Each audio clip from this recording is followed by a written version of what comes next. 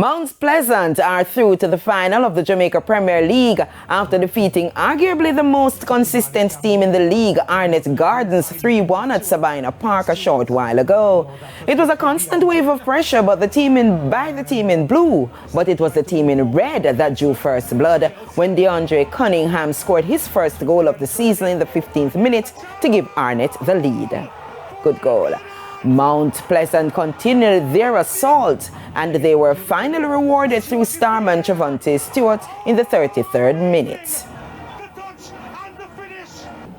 Stewart then returned to finish what he started with a mesmerizing turn and finish in the 40th minute to make it 2-1 and move him to the top of the goal scoring charts with his 18th goal of the season.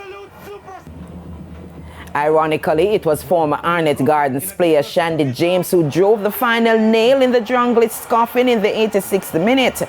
Mount Pleasant will now wait to see who will join them in the final when Cavalier, with a 1-0 lead, take on Harbourview in the late kickoff at 8 o'clock. Another 15 minutes time.